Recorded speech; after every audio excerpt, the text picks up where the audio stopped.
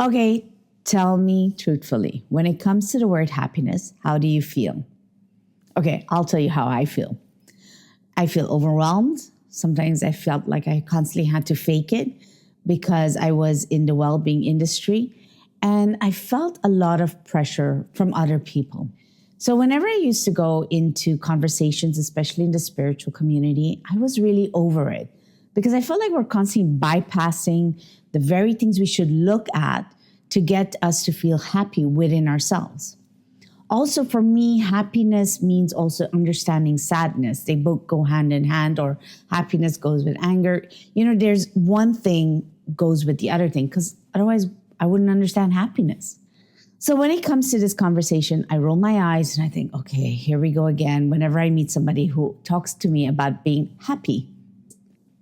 So being here in Dubai, I decided I was going to explore this wellness. And I came across an interesting event on well-being and AI, and I wanted to know more. I showed up at this event, and lo and behold, the keynote is on, yes, happiness. The speaker was Dr. Louise Lambert, who is the guest of this week's show.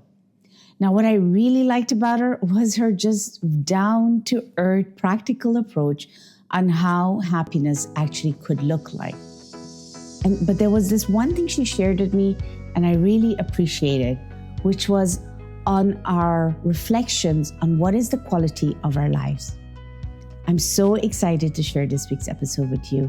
Enjoy. And it's always because I'm like, I am not every day, every moment happy. Okay, so you're normal. Yeah. And so then, exactly. Okay. So then when I read your title, when I met you and I came for a presentation and you had happiness written there, I was like, oh, here we're going to go. Positive psychology, that's going to annoy me. But you just turned it on its head and I was like, oh, respect. I want to hear more. And the reason why is I want to understand, to start with, how we can drop our noise about what happiness is. Yeah. And become friends. Me too.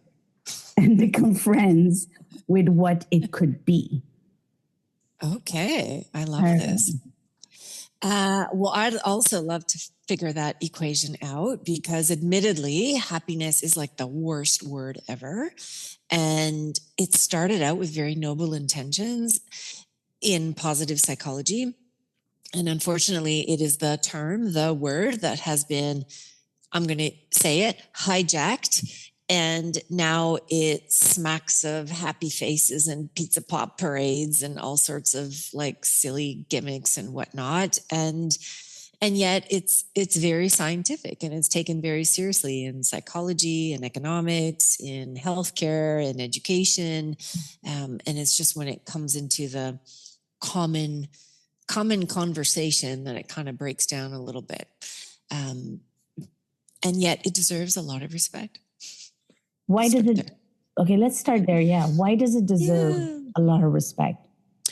Because it is the single determining factor of how you will do in life. So there is so much research done around the world, and this is not just Western stuff, but done even here in the region, showing that, when people are happier, they learn better, they're more productive, their performance is higher, they are also healthier, they have stronger immune systems, they make more money, they get promoted more often. They're also easier to govern when we think about, citizens and society. There are so many advantages in life to being happier versus unhappy, pessimistic, cynical, doubtful, mistrusting. This doesn't really bring the advantages, but happiness does. And so for that reason, we should all be taking it a lot more seriously. And what is it not? Before I say something. Yeah, that's a good question. What is it not? It's not feeling happy every day, because that would actually mean you're manic, like to me, that's a mental health issue. If you're like super happy every single day, because then I kind of question, like, are you still like paying attention to reality? You don't have to be happy every single waking moment of the day. That's actually not really normal. What we're looking for is a chronic state of happiness where when it's time, be happy. And when it's not time, be unhappy, because there's things to learn from unhappiness as well. And unhappiness can also be a really good signal and clue in life that we need to do things differently.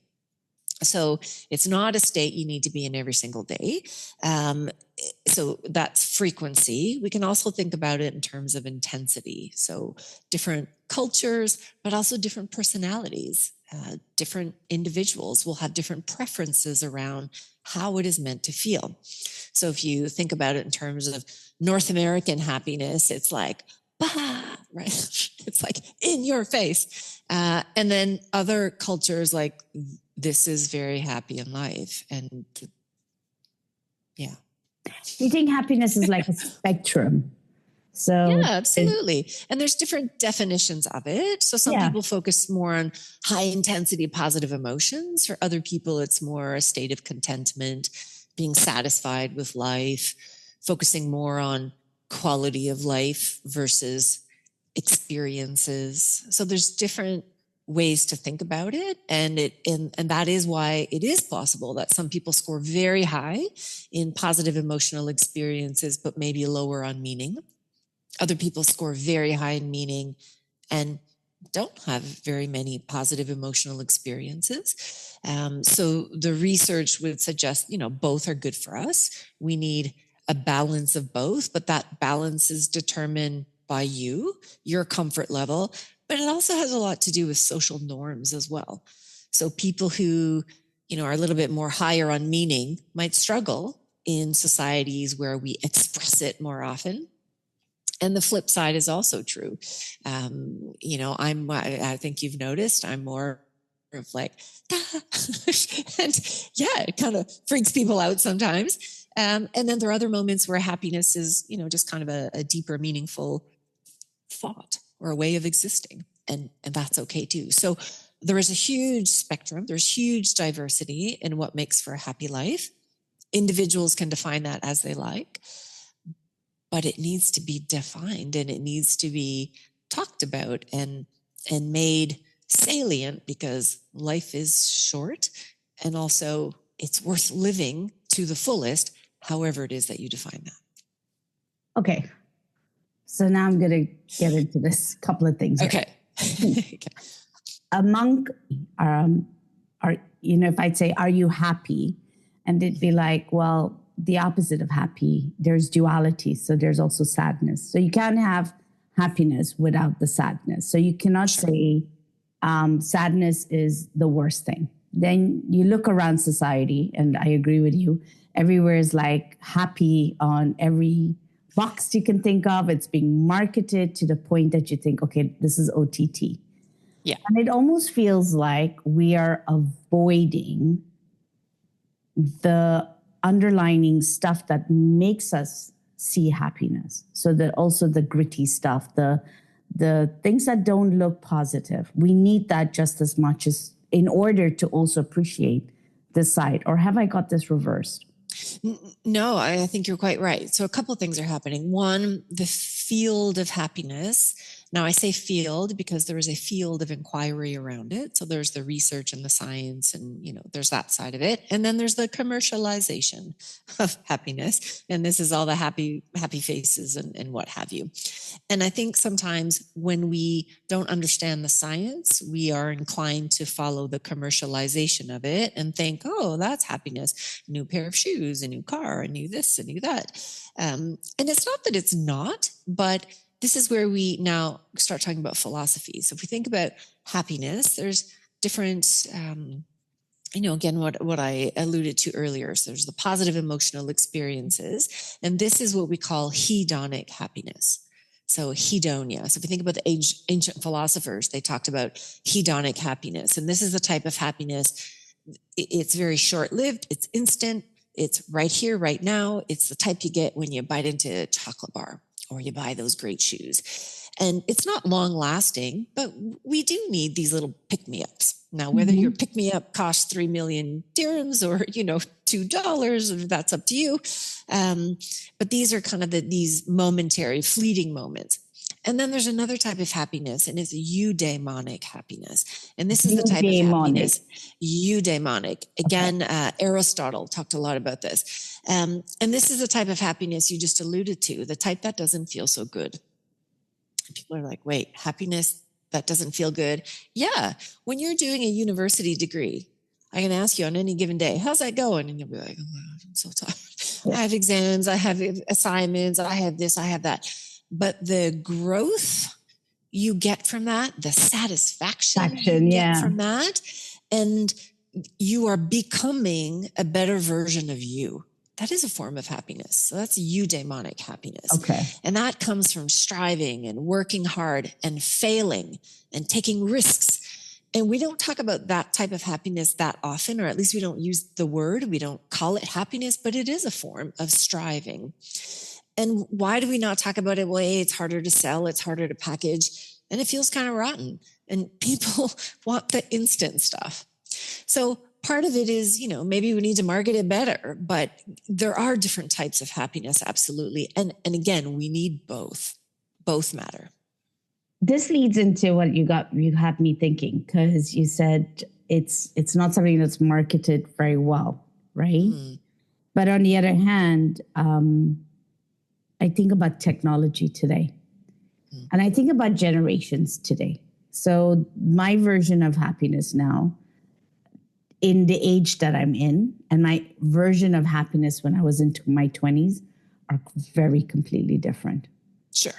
Right? So what are the principles or the values that you can share with somebody that says, look at this from the start? So if anybody who listens to this in their 20s or 30s or 40s, what would be certain things that they can find themselves knowing on both these sides, the hedonic and the eudaimonic? And eudaimonic. And look, in psychology, particular in positive psychology, because that's what we do, we come up with different theoretical models and concepts and constructs and measures and whatnot. There's lots of models of what is good living. So we don't go as far as to tell people you need, a house, a partner, or this or that. That's up to you. But there are general principles, absolutely. One of them is relationships. So if we look at the biggest single factor that is going to contribute to your life, and it's good relationships. So whether you're 8 years old or you're 92, having people around you, and these include close ties. So it could be, intimate partners, but it can also be just good friends. It can be family, but people that you can trust and people that you can rely on. But it can also be weak ties, knowing the neighbor, people in your community, being able to walk out in the street and say, hello, and you don't know actually who they are, but it's normal to greet one another. We validate one another. So relationships is a huge one. And, I'm sure we'll talk a little bit how technology is affecting that. I just had the image of getting into the elevator and these people looking at me like, I'll take the next elevator because you're in it. Like, what? I look all right. Oh, no. But then I realize it's that weak relationship that they don't have. Okay, so relationships. Yeah, let's go on. so relationships, definitely. And I know it sounds kind of boring and everybody wants like some big magical answer, but just taking care of our health. I'm always stunned by people who are like, I'm struggling with sadness, depression, lack of meaning. And you just ask basic questions like, how much sleep are you getting? Are you getting exercise? Are you moving? Like, it sounds like trivial, but really it's a massive mood changer. Yeah. And when your body is kind of moving and being used the way it is meant to be, many things just fall into place. So not to discount the physical side. And then I think it also, just comes back to kind of this idea of striving and growing. And, some people like goals. I'm not goal driven. You could have it, you can think about it in terms of intentions, aspirations, however you want to word it. But something that makes your life worth getting up for in the morning. So whether that's starting a side hustle, or whether that's volunteering, or whether that's just being really good at what you do at work. So is that like bringing meaning into your life? Yeah, in some way. So whatever is meaningful for you. So again, I don't tell people what to do, but it's just thinking about what matters to you. And often we can tell what matters to somebody by where they spend their time. Oh, that's so true. I hadn't thought about that. You are what you think. You are what you do, and you are what you do. Yeah. And sometimes it doesn't always line up. Sometimes people would like to do things and don't for a wide range of reasons. But it's thinking about, if you find yourself every now and then thinking, oh, I wish I could do that. Or, oh, wouldn't that be cool? Or, oh, that'd be really, well, then that's what you need to do, right? Like if you're thinking about it, it's because the idea appeals to you somehow. There's meaning in that. There's something valuable in that. So, I kind of try and encourage people, like, you can't just have work and family, or work and relationships, or work in the gym. Like you need something for you as well. It's going to make your heart sing, or at least not cry. So meaning is important. And then we need fun. And fun is going to look different for different people. So fun might be, hey, I'm going to go, meet a bunch of friends on a Friday night, people I don't know and just got randomly invited to. I think I had that on Friday. Exactly. Or it could be, I want to start gardening on my balcony and start growing little tomatoes. It doesn't matter what it is, but something that just uplifts you. That's its sole role. Just to uplift you. That's it. So I consider positive emotions a little bit like vitamins. It's just a boost. That's all. It's not going to transform your life, but if you don't have it, life gets boring. You make me think, because I'm like thinking about this. I'm like, there's so many strands about this. I was thinking about this one sentence. There were two sentences you said to me that really struck out. And I've come back every time I've met you, I've come back to this, but that we speak about well-being as ill-being. So when I'm thinking about all these layers you just described, I'm thinking about that kind of person who, whenever they have to think about the quality of relationships, the quality of being asked how you're doing, they go in, or if somebody asks, they almost go in like a coach already, looking for the problem in in a person's tapestry of what's wrong with you. That other person on the other side retreats almost into a sense of loneliness. Does that make sense? So this is where positive psychology is very different from other branches. So if we think about mainstream psychology, it was designed for a very clear purpose: help people fix their problems. And that's good, because when you have a big problem, you want it fixed. It makes life miserable. And, if we think about mental health issues, they are generally about 1 in 5 people. In some places, it's lower. Here in the UAE, it's 14%, the prevalence rate. But there's a lot of what passes for mental health issues that is just not really knowing how to live our lives anymore. And so... Wait. Repeat that again. Yeah. So a lot of what passes as mental health issues are just not knowing how to live our lives.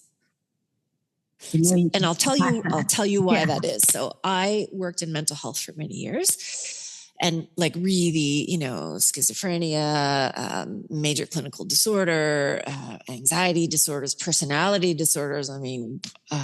Poverty, violence, drug abuse, murder, like full on. And I'm not saying these are not real. They are absolutely real issues, and they absolutely need to be dealt with. But we keep calling them mental health issues. We keep putting labels on them. This is a mental health issue. And the problem with doing that is we focus on the individual and what's going on in their head, and we don't really step back out and go, so how did we get here?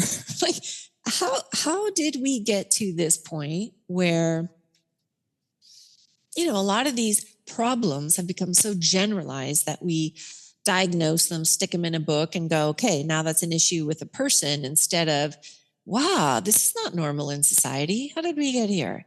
These are social issues. These are problems in living. These are problems in the sense that, when people lose their job, of course they feel down, sad, and depressed. But do we call that clinical depression and now we're fixing depression, or is this an economic issue? No, it's probably a bit of both by then. But if we fix the economic issue, would it still be a mental health issue? Probably not. Now, does that mean we treat it differently? I don't know. But I think, when we are raised in these modern societies, and now we add AI and, lots of stress and fast paced, and people are stuck in traffic for 2 hours a day, and et cetera, we become unwell. But these aren't mental health issues. These are urban planning issues. These are economic issues. These are technology issues. These are workplace issues. And by making them individual issues, we have to make it harder for people, because now they carry around this big burden of, oh, I guess I'm the problem. No, you're not. It's not you. Stop it. These are things that we need to fix at a systemic level. And there's a lot of stigma and guilt that people carry when sometimes it's not yours to carry. And so thinking about where we place responsibility for things also makes a big difference. But I want to go even further than that. So coming back to, psychology. So we focused and have focused and continue to focus in psychology on mental health issues. And that's okay, because those do exist. But what it also means is that when we're focusing on problems, when we're focusing on issues, well, if you don't have a problem and if you don't have an issue, who takes care of you? Nobody. And so if you want to just like improve your life, and if you want to be more amazing, and if you want to raise your quality of life, and you want to be happier, well, where are you supposed to go? Because as a psychologist, the first thing they will say is, what's the problem? What is the presenting issue? What is the symptoms? Well, if you don't have any of these, sorry, there's no services for you. So positive psychology does something very different. You don't need a problem to see a positive psychologist. You just need a life. And positive psychology is really focused on how do we just raise you to the next level? Yeah. Now, that doesn't mean it's all fluffy. It doesn't mean it's fluffy at all, because we use, again, it is a psychology. We use science. We use different measures. We use different concepts. We use different theoretical models. We use different interventions, but these are tested in the same way. We use the same scientific method as other branches of psychology that they do. So in terms of the rigor and science, it's the same. The only difference is you don't need to qualify with a problem to see us. And our goal is not just to make you less miserable, less depressed, less anxious, but it is to help you get past that and beyond the neutral zone and into living your life well, so that you can be happy and you can have quality and it's satisfying, and you get up in the morning and you're like, let's make things happen. Now, it doesn't mean you're going to jump out of bed and be that magical unicorn. Again, you choose your brand of happiness and how you want to express that and live it. But it's helping you be able to develop those skills and abilities, psychosocial assets that we call them, to be able to make that happen. But Louise, I can understand that. Then I have like friends or a younger generation to be like, I can only talk to my psychologist about this. I've been traumatized. And there's this heavy sense of blame goes on, and it's always associated with my therapist said language. So sometimes I'm almost sitting there and I'm like, so if the therapist tells you to jump, you're going to jump, or how does this work? And then my face says it all, and I'm like, okay, stop it. Neutral face. I'm trying to have a neutral face. And this is the part where that word happiness also gets this like bad reputation, because they're like, oh, this is my zone of happiness and you're not a part of it. And it's almost like a barrier. And then I see another generation that does it all behind here, which is where I'm like, oh, I can't be bothered to talk to the person. I'm just going to ghost them. And it's like certain languages or emojis. It almost feels passive aggressive, because they're like, you're not in my happiness space. And so you find yourself going, should I say something that feels truthful or uncomfortable? And you're tippy-toeing now, because the word happiness is now feeling like it comes out. Yeah. So there's a couple of things happening, and I'm happy to share it with your listeners. So I ran I found a study not too long ago looking at, are there really more mental health issues, or is there just a greater identification with mental health symptoms, which make people think they have more mental health issues? And it turns out both are a little bit true. So in short, what it's looking at is, what's the influence of, the TikTok, the Instagram, and all of this stuff. And in short, what they found is that no, prevalence of mental health issues are not going up. Mm-hmm. But we talk a lot about mental health issues. And that's good in a way. We have more awareness about them, and people go, okay, maybe that is me. But that's part of the problem too. Oh, maybe that is me. No, it's not. It's not you. And also, if we're not talking to other people, you think you're having a really bad day, which you may be, Mm-hmm. but that doesn't mean you're clinically depressed. That's normal. You're supposed to have bad days. That's how life goes. But if you're not bouncing that idea off others, you're not sharing your experiences with others, and you've never been exposed to different challenges in life where, struggling a little bit is normal. And then you get out the other side and you're like, whew, that was hard. But you know what? I learned things about myself. Yeah. It's almost like you're allergic to bad. You're allergic to negative emotions. You're allergic to things that are a little bit too difficult. And you're like, oh no, that's not my happiness. But A, that's not normal. B, you're stunting your own growth by doing that. But C, you walk around thinking you've got some personality disorder, some this, some that. No, you don't. So there's a lot of over-identification going on. And that's not necessarily good, because we've got people thinking there's things wrong with them when there's not. Which can sound dismissive to those who actually do have things going on with them. So again, the line is a little bit gray and blurry, but again, what's a bad day and what's a clinical disorder? Big range in between. Yeah. Well, I find it, there are lots of things that are going through my mind right now. A couple of things. One is there's a bit of a sadness with this one, which is I've seen a lot of relationships between parents and children now go into that phase of like, you traumatized me and I've gone through this. Boy. Well, and every parent traumatizes their kids. I mean, that's just normal. Yeah, and I've seen like my relationship with my mom was very challenging, but the one thing I refused to call it was traumatizing, because I understood why they've actually went through a heavy trauma. Yeah. Somehow or the other, I had that understanding enough, or that feeling enough, going, shit, I wouldn't want to go through that, right? And they did the best they could. The best they could. But it took me a while to also go through that journey with them.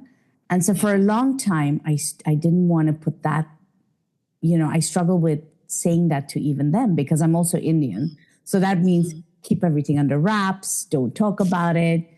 And so, the cultural pressure is also the conditioning. I like to prefer to call it the conditioning. So I'm not traumatized. I'm more like deconditioning, if that makes sense. There's a difference to it. So when it came to defining my happiness, for example, it was, Kirti, you're supposed to get married. And I went, who said that? Because Indians would say, go have babies, grow up, get married and have children and see the world, your husband through your lens. And being in the West, I was like, no. But that was another layer to the deconditioning. And there's nothing bad to it. It just was a progression, but it was a struggle between us as well. But if I apply it today, I see a lot of blaming going on. That's one. Second of all, it's like labeling everything. When mindfulness was introduced, they said, gently label it and move on. But somehow we've labeled it and got stuck. It's like, So I'm just thinking, well, all of these modalities were introduced. Why is anxiety and loneliness just scooting upwards? What am I missing? Well, I think part of it is this connection right? So we used to just talk to one another and go, oh my God, my parents are this, blah, blah, blah. And that served a purpose. And it served a purpose because you hear what other people say about their parents and you're like, oh, that's actually worse. Okay, never mind. Or you realize that that's normal. There is not one parent that does not have an impact on their kid. It's impossible. We are impacted by everybody. So to blame your parents for things is a bit nonsensical because it is impossible for them not to impact you. That's their goal. That's their role, right? Is to impact you in some way. And then, I think part of adulthood is just recognizing in what way did that happen? And how is it that I want to do things differently or the same or after that, your choices are yours. So I think in part, it's the less we talk to one another, the less we realize this is normal. It's supposed to be that way. And we no longer have sort of that point of comparison with our own emotional experiences. So everything seems big and tragic and huge when you look at it on its own, but when you compare it to other people's, you're like, oh, okay, actually, I can put mine with a bit of perspective here. It's not as big as it seems. And that is good for us. It helps us put things in their place. It helps us make meaning of things. It helps us sort of understand that, okay, well, my feelings are this, but relative to that, I can, do this with it. We need to be talking to one another more, but not so much that we stop listening to one another. And it's just the point of saying, I went through this, I went through that, it's almost like there's a bit of a competition almost. Kind of, so yeah. It's like, can we speak to understand and then also recognize we have lives to live?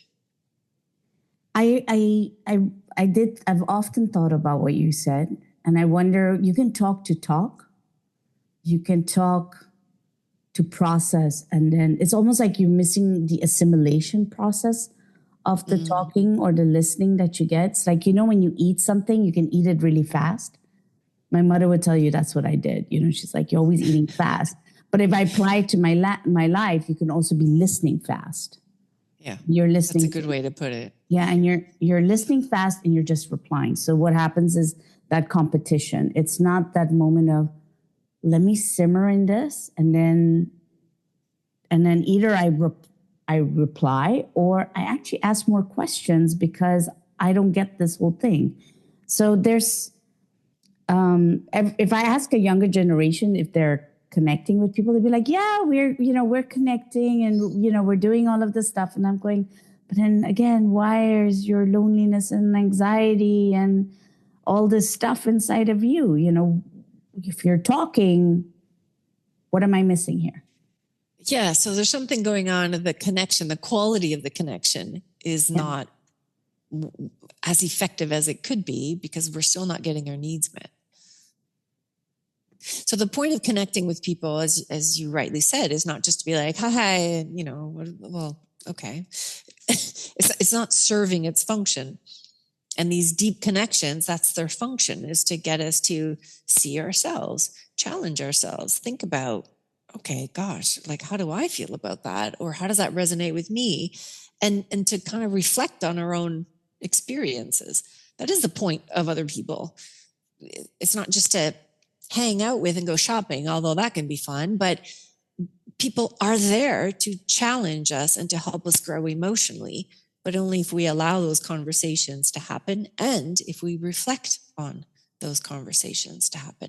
And I think the reflection piece is important, and I think we get less and less reflection time because the minute we have spare time, we're on the phone. Yeah, oh yeah. So your attention is constantly preoccupied, but you're not just kind of free thinking, kind of the type that you do when you go for a walk. And even people walking. I ride my bike every day. I watch people walking, and they're walking and looking at their phone at the same time. And I'm like, that's dangerous. But also like, well, I'm guilty, but I am annoying. You know what happens? I put my phone in the pocket and say, I'm going on this amazing walk and I'm not going to use my phone. But the problem that happens in that moment is my mind decides to be really blooming creative.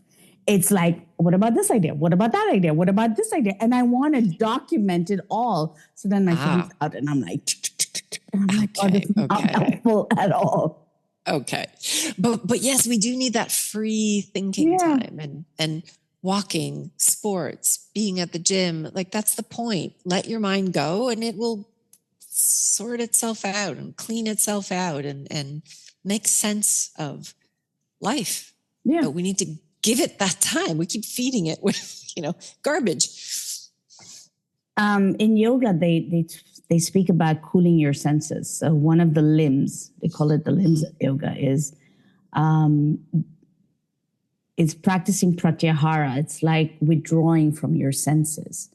And I find that super apt with what you're saying, because what we're doing is we're just consuming constantly. Our senses are just consuming and consuming. Want the prettier thing, want the better thing. It's just constant on consumption of information that I find when people say I'm burnt out, I'm like, I'm not surprised. You're overheated every one of your senses. But when I say that, they go, no, that's not true. And I'm like, what did I miss? Well, it's kind of like, I don't know if you've ever been to Dubai Mall on a Friday night at like 1 a.m. and you see these 6-year-old kids throwing the most spectacular tantrums. And I'm like, yeah, me too. Overtired, overstimulated. There's too much noise. It's just kids having a meltdown. And I'm like, gee, I think he just needs to go to bed. And then, oh no, we're bringing our kid to a psychologist. And I'm like, okay, there's something wrong with your kid. Just put him to bed, But yeah, again, it comes back to how are we living our lives? There's something wrong with us. We're not living well. That's all. Well, you brought in a lot of strands. You talked about, there's something you're tapping on, which for me, I think is important, is when we talk about well-being, we ignore the social aspect or the importance of it, which is the connection you're talking about and connecting with others. I do think about, which I do want to ask you about, is when we do say that, friends also go and sit down and all of a sudden they're each other's coaches. And nothing irritates me more than going for a meal and my friend says, how are you? And I go, fine. And they go, are you sure you're just fine? I'm like, the last time I checked, yeah. Yes. And then the moment they go, so how has your week been? And I'm telling them, I'm like, well, I threw a massive tantrum, but I'm happy about this tantrum.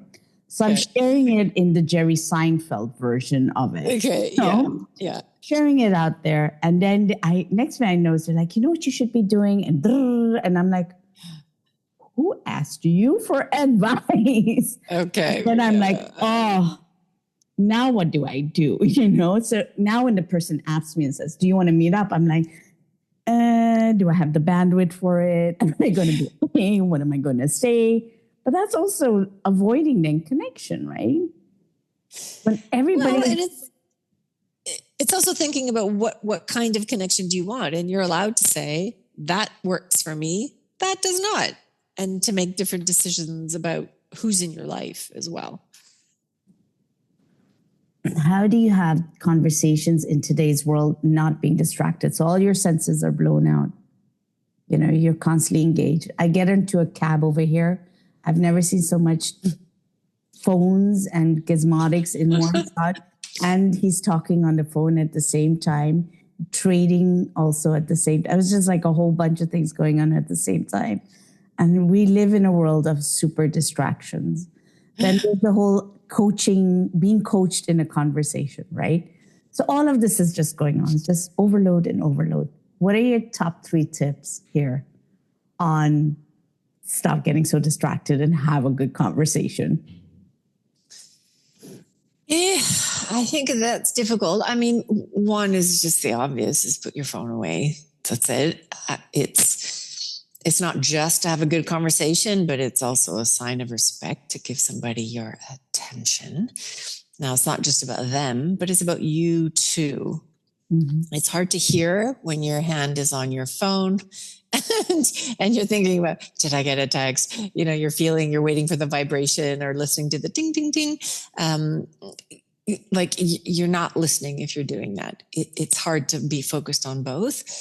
So I think that is just the biggest one. But I think the other one is just is valuing relationships. So a couple of years ago, I was not like this. I was more I'm busy. I have things to do.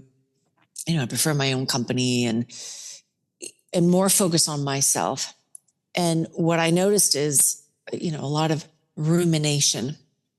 You're constantly regurgitating your own thoughts, your own feelings, your own experiences, your own story. And the problem with that is that you never get over the story because you need something to tell yourself necessarily because you're the only one there. Yeah. And this is where other people are quite useful. They give you new information, new stimuli, new experiences, new things to respond to, things that are maybe more interesting than your own story. And you eventually stop and move on to something else. So other people are very useful for us. But it's also things we experience with other people we cannot on our own. And so what I mean here is, spontaneous things that you can't do it on your own. I'm thinking a couple of years ago, I'd met with a friend here in Dubai and we went out for dinner and, we were just kind of sitting and chatting and we were outside and there was a restaurant behind the row of trees behind us. Well, their music was way louder than ours. And we're like, there's like a party going on there. Mm-hmm. And so we decided, you want to go see? Yeah, let's do it. Yeah. So we crawl through the trees. We go to the other side and ta-da, there's this huge like karaoke. It was like some like horrible office party going on. Everybody's in like their suits and we're like, give me that mic. And we just joined them. Now we had the most fun. We only stayed for like 12 minutes because it was clear, we don't belong with all these accountants. But had I been alone, I would never have done it. Had I been alone, I would never have been out for dinner. Had I been alone, I would not have the courage to be like, hey, give me that mic. Let me get up on stage. It's simply having somebody else there, which changes how we think, changes our perceptions of what is possible, changes our capabilities, forces us to be outside of ourselves. Yeah. So it's very hard to be ruminating about your own stuff when somebody hands you a mic and it's time for you to sing karaoke, right? Other people give us a break from ourselves. They provide us with nourishment and new stimuli, and they give us different ways to think. And so when I figured that out, and I had to do it lots, then I forced myself to do it. And I started to really appreciate this notion of social capital. If there's nobody around you, there's nobody to buy from you, there's nobody to speak on your behalf, there is no growth professionally, nothing happens without other people. So I don't care how comfortable you think you are at home, it ain't going to happen. Things happen through and with people. You remind me of this whole conversations about introverts and extroverts. Well, so here's an interesting one. Again, we come back to positive psychology and we, test different interventions, empirically validated interventions to help people be happier. And one of those interventions is act like an extrovert. Force yourself.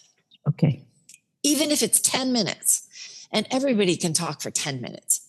Everybody can talk for 2 minutes. Everybody can talk for 42 seconds in the lift. And that's enough to give us a bit of a shift because now we've focused outside and we forget our own stories, narratives, problems, dilemmas just for long enough. That's good for us. Mm-hmm. So, certainly I've kind of made it a new philosophy in my life that, social relationships matter. It's not that I had to be best friends with everybody, but my life has dramatically improved with greater social capital. I have a story to tell. And this is what happens, right? This is going to make you maybe blush. I don't know. Probably not.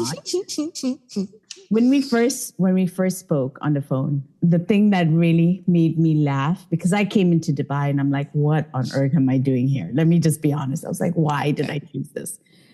And you said the sweetest thing that took me back to what children would do. And you were like, you want to be my friend? And I went, oh, that's just the coolest thing. You're turning 50 and you still get to be asked, can I be your friend? That's just a cool line, you know? I think we forget to just be in that innocence of, hey, let's just hang out. Let's just try that.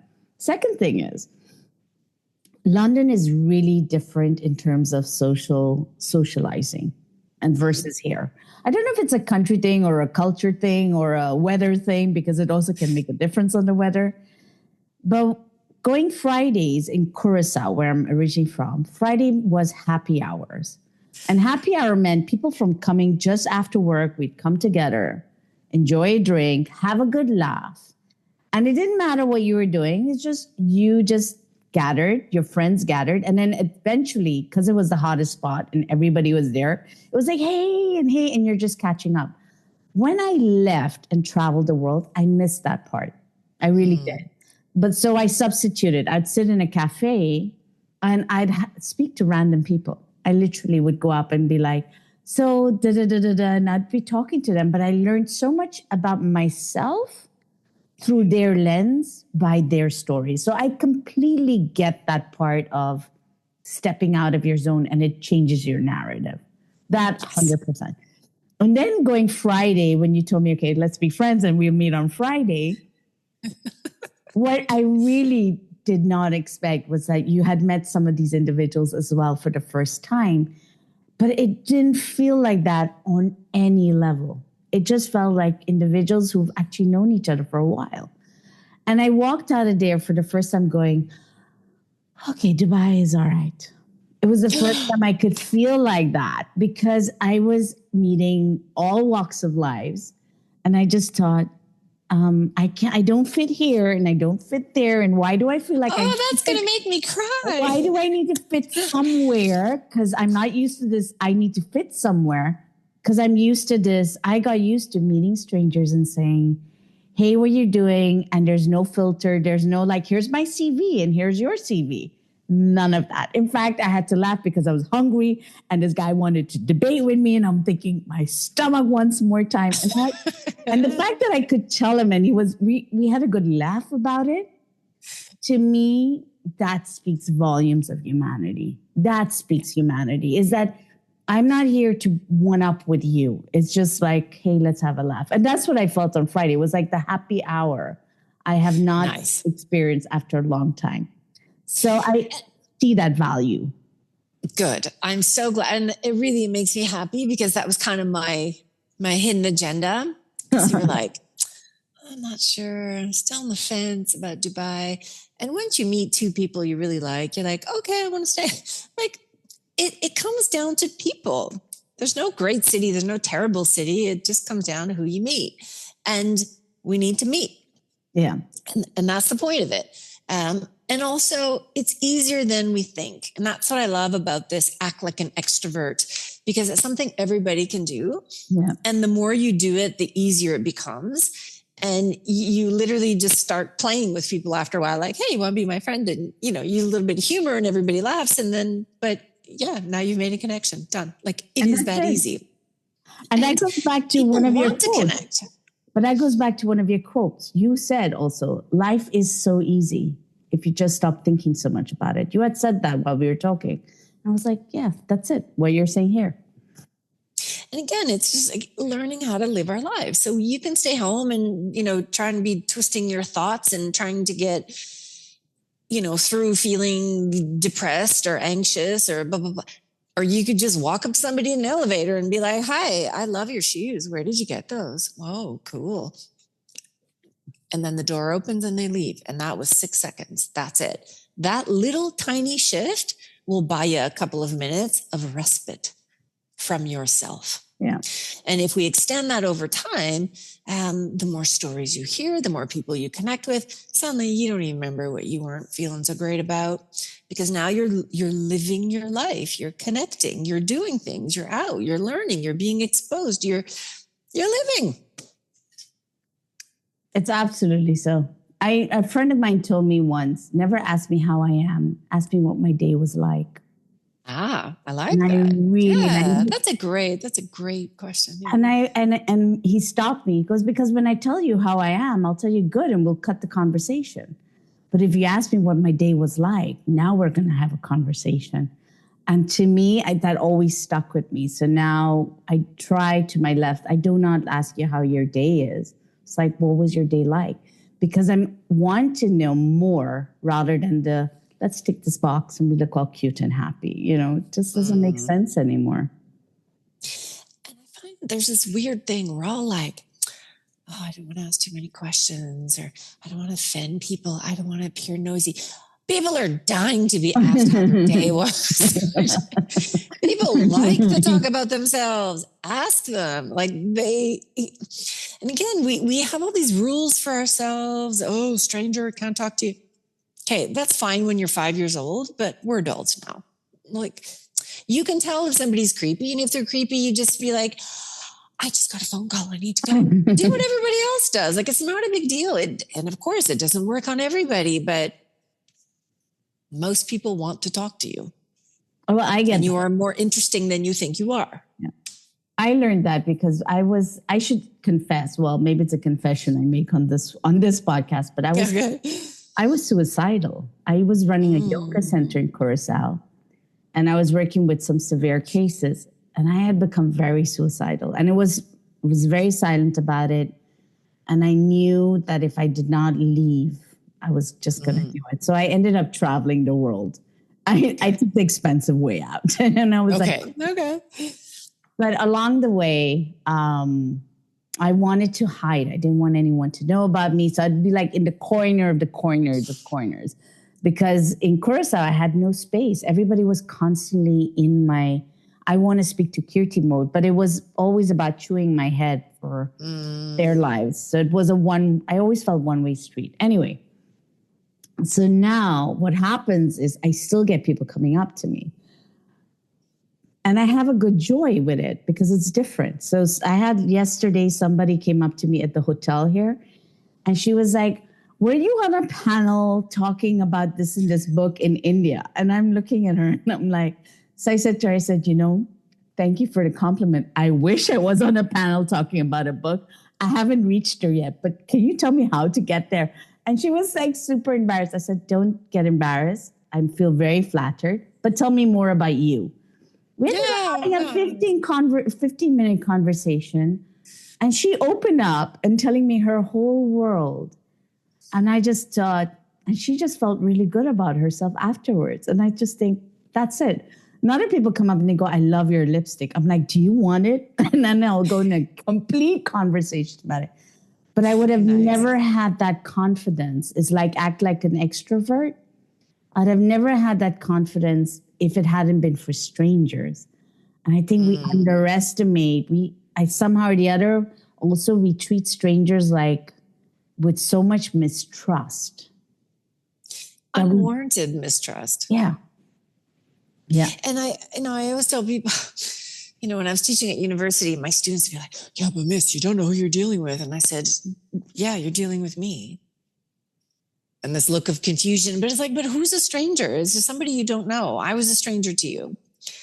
And like, we're now talking about this, like everybody in your life has been a stranger and nobody's killed you yet. Right? Like, yeah, no, it's unwarranted. It's misplaced. And again, we all know when somebody's a bit creepy or strange, then don't talk to them. But there's 99 other people to talk to. So we kind of throw away, for the sake of that one person, we chuck everybody out, and it's very exaggerated, and it's pointless, and it harms us in the end. That comes to the one thing we haven't talked about yet. Well, it goes with well-being. You said something till today. Well-being is spoken like it's ill-being. From the lens of ill-being. Tied in with when I scroll online, there is so much fear. Like, this is a problem and this is a problem. We're selling to each other some solution. But there's like, you're bombarded with constant problem. And that's that narrative of ill-being I was thinking about. Yeah. And I become very aware of it since I heard that from you. Can you explain that? Because I don't... Yeah, I mean, it's kind of the same as, bad news sells. You can't have a whole news show with good news. I mean, that's boring. Saved a cat in a tree. I mean, so, and ill-being is the same. It's almost like this is the way we connect with one another.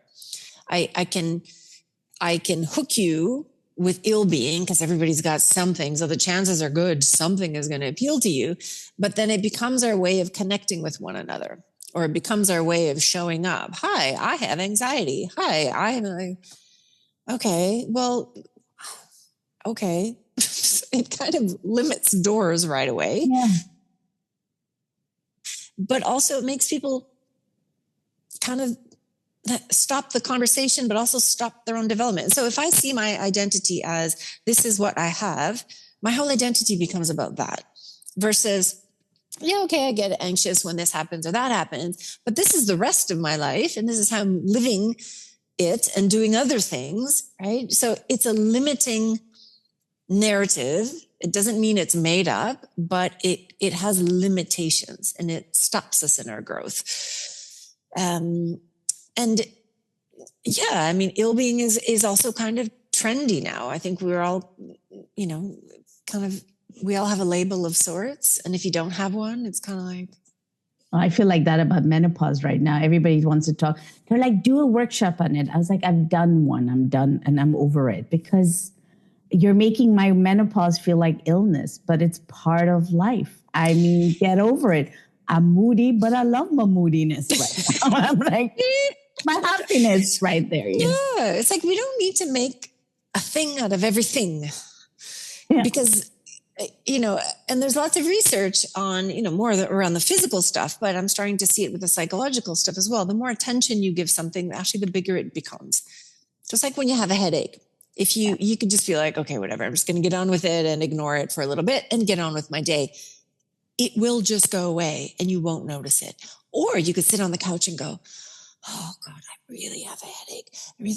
It will get worse because you're focusing on it now. You are magnifying it on your own. So sometimes giving something attention actually makes things worse. Now, I'm not saying overlook everything because it's possible you may be having a heart attack and we don't want to dismiss that. But, we also, again, we need to live our lives. And if we stop at every bad day, every symptom, every this, every that, every insult, every injury, every offense, wow, this becomes a harder life than maybe what could ever have been.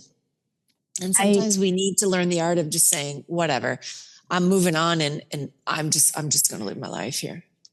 For me, I think about it as checking in. I wrote that in my, one of the slogans of my book was check in. And when you check in, it's not to amplify, but to check in to see how deep and true natured is the pain, Because I agree with you. If we keep going on, it's like that itch, when you get a mosquito bite and you're just itching and it's like a forever itch. It doesn't stop. Well, and also you start tearing the skin and now it's bigger than the mosquito bite is now, exactly. Actually. Yeah. And then you don't want to itch it, but then you're you're like, I just need to itch it a little bit, and you're in that phase. That's that checking in point is where I'm like, and, but I think that is absolutely true is that we amplify it and we're amplifying ill-being. But how do you, And maybe your question was, how do we get over that? And it's to have compelling lives. What do you mean by compelling lives, though? So, if we think about burnout at work, okay, there's lots of literature on burnout, et cetera. And 2-3 years ago, it was a really great study and basically said, if you want to not burn out, basically just get a better life. What that means is when you have a great life, it's a compelling life and you have goals and you have things outside of work, you have a reason to leave at 5. You have a reason to care a little less about what happens at work because you are now training for a triathlon and you got to be at training at 6:00 and you're meeting great people. And tonight you're going to do X amount of kilometers and you're going to focus on your nutrition and your this. You have a counterbalance to work. But most of us don't do that. We have a very stressful job. We hold our breath. So 5, 6, 7, whatever time you go home, we hold our breath. We lay on the couch, watch Netflix, eat, and we go to sleep and we carry on the next day. Exhale. And by the time Friday rolls around, we've got no oxygen left. We're totally exhausted, and we're just consumed by work as an example of a stressor. But if we're able to cut that with, I get my time after work. Now, maybe it's only 45 minutes. Sometimes it's all we get. Sometimes we only get 30 minutes. But this is where it comes down to, are you living your life well? So if you only have 30 minutes every day, great. Are you taking that 30 minutes to watch Netflix? That's not filling. That's not energizing. That's not doing it. This is not a compelling life, no matter how dramatic and amazing the series are, because I'm watching like Scandi, all these crime series. Anyway, I love them, but that's not the point. I'm watching Blacklist. Okay. But we need things that elevate us and nourish us and give us energy. I have a friend, I just met with her 2 weeks ago. She does choir practice. And I'm like, who does choir practice other than old ladies? She's like, but I love it. So she drives, I think she's moved to Iraq or any one of these places. She drives all the way into Dubai once a week to meet with her ladies, and they sing. No way. How cool is that? And it's a long day, but she says, you know what? The energy and the uplift I get from that, like, this is the highlight of my week. Anything else after that, whatever, it's work. And so if you don't have a counterbalance, if you don't have a compelling life, everything gets to you. Everything bothers you. Everything drains you. Everything exhausts you. Everything becomes this magnificent, huge thing in your life because that's all there is. Yeah. And if we're just living our lives on a Saturday afternoon, this is not a life either. I agree with that. I saw it. I had it happen to me, so I totally understand the repercussions. And I get work is important and we want to pour our soul into it. And look, if it's fulfilling you, go for it. I'll never tell people stop at a certain time. But you also know when it's no longer fulfilling you and is just draining you. But what I do agree with you, you said this earlier in the conversation, it's about changing systems also. Because I think systems are not helping the freedom to access and find the balance between the two to some degree. Correct. Absolutely. And this is why, I'm also interested in, quality of life and urban planning and how cities can help us have a good life or not. Oh, yeah. So this is also part of the issue. You work until 6. Now you should have about 3 or 4 hours there before you go to bed. But if you're stuck in traffic for 2 of those hours, and then you go home and eat, and now it's another 45 minutes back to your gym, this is not helpful. But in those 2 hours, you're still consuming work.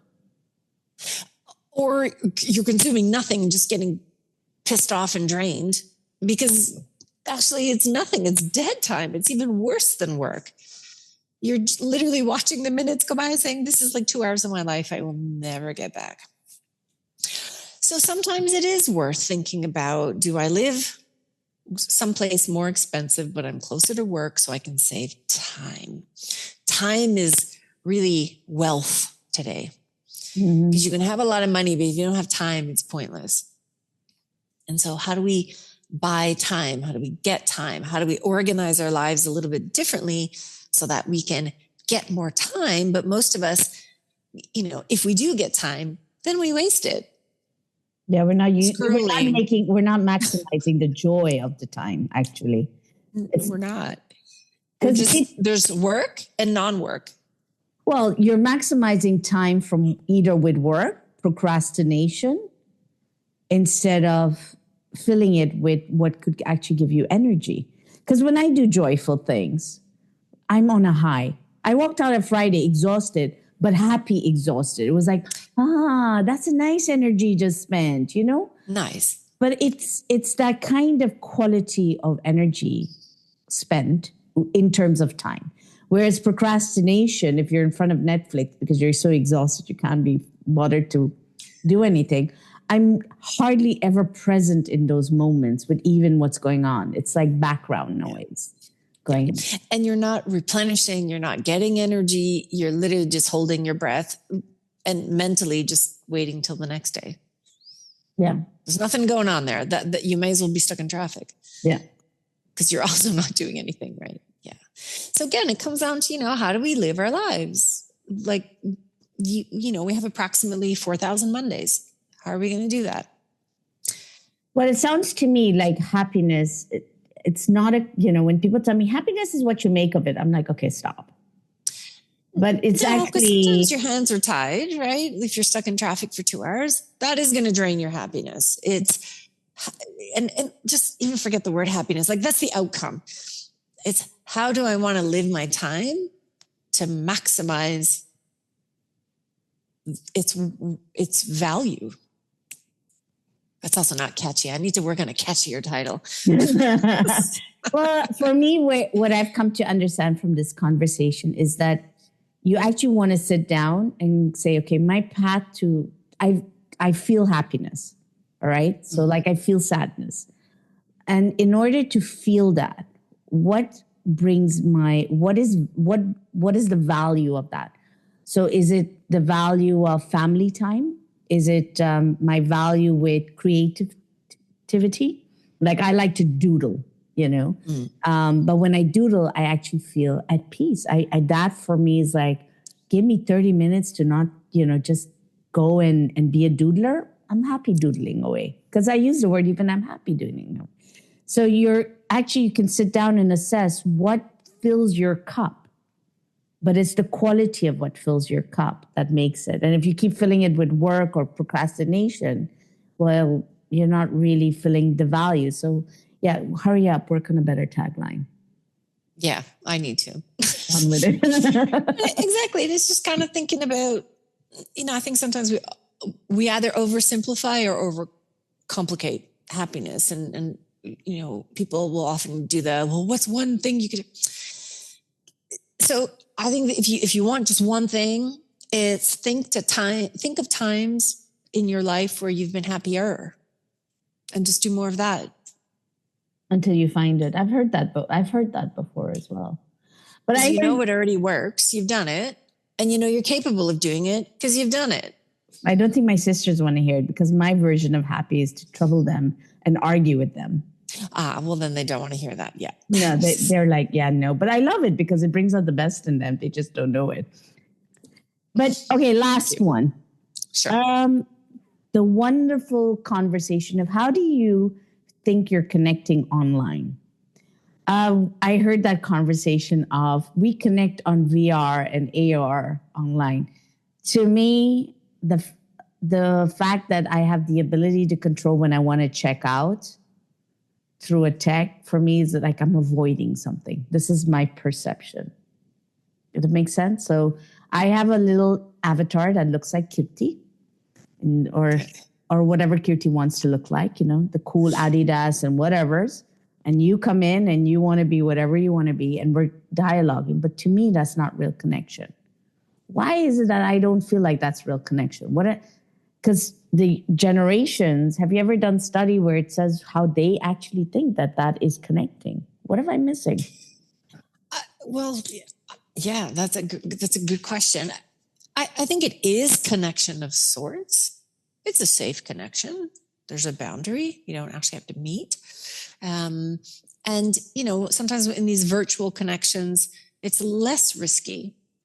So there's no risk of being judged. There's no risk of somebody going, woo, and walking out. And although these are hurtful experiences, we also need them for our growth. Yeah, thank you. So yes, it is a connection of sorts. No one can deny that. And I think, young people would say that. But is it, again, if we think about what nourishes us, that would be the equivalent of hedonic happiness. It's a quick boost. We connect. It's a joke. It's a laugh. We get this crazy tech experience. Okay. And then do you walk away and,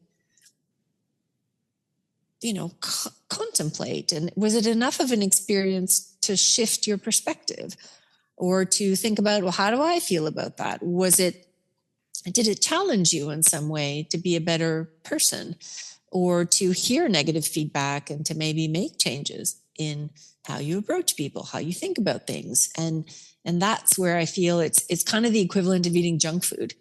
It'll fill you up when you're starving. Yeah, okay, give me some calories. Some are better than nothing, but you're not getting your fruits and your vegetables and your this and your that, right?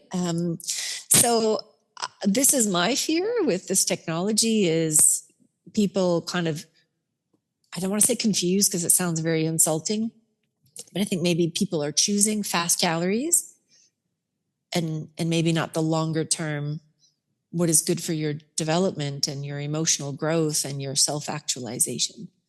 Well, what also scares me, building on that, is when we start blurring the facts from the reality.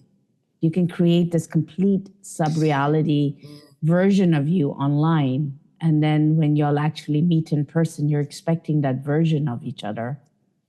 And it's not. And what are the implications of that in itself, you know? So, yeah. I feel like that's a whole other podcast. That is. But having said that, there is hope. There is hope. Did you know what I came across something very cute, sweet, that in Dubai, the way singles connect and have great relationships is through paddle the game. And okay. I thought, oh, that's cool. I was like, damn it, where was it when I needed that? But it was that's a different story. Yeah, I feel Dubai is good for that we still have a lot of the human interaction. There's lots of events. People want to go out. People want to be seen, maybe for the, different reasons, but people do connect here. My friend said it very apt. I had lunch with her on Saturday. She goes, Kirti, tell me, how many people have you met more people in 1 week in Dubai than you've met a lifetime in UK? I thought back and I was like, yeah, that's actually pretty true. And she goes, you see, I told you. And I was like, all right, for the next one. That's a great question because people come here for that. Yeah. All right, go ahead. What's the one thing you wish everybody would know that would make all the difference? To become friends with their minds about this one thing. Stop thinking of yourself so much. I think we've become like the main actors in our lives, and we take ourselves terribly seriously, and we're almost like a bit of narcissists in our own world. It's not all about you. Even in your own life, it's not all about you. Connect with other people, and it brings us back down to size, and it puts things in perspective, and it puts things in place, and it makes life easier to live because you're not getting in your own way all the time. Better leave it with that. I'm so appreciative you came on today. I'm happy. My pleasure. You broke my whole love-hate relationship with the word happiness. Thank you. Good. I'm glad to hear it. Thank you so much. All right. So what did you think about happiness? What were you surprised about? For me, the first time I spoke to her, it was about how she said we were coming from a space of ill-being when talking about our well-being. I thought that was so interesting. And the second thing I really thought was spot on to me was that we're looking too deep and thinking that everything is such a problem. We're over-identifying it, that we actually don't step back and ask ourselves, how do we want to live our lives? For me, I think that's a very important question to ask ourselves on a monthly basis or ever so often basis, and check in within ourselves so that we know what we are choosing for. But that was my takeaway. I'd love to hear what your takeaway is. Do leave it in the comments. And if you liked this week's episode, do share it out with somebody. Or better yet, can you give us a review? Because that does help us get this podcast out there. Hope you enjoyed this week's episode. Till the next one, take care.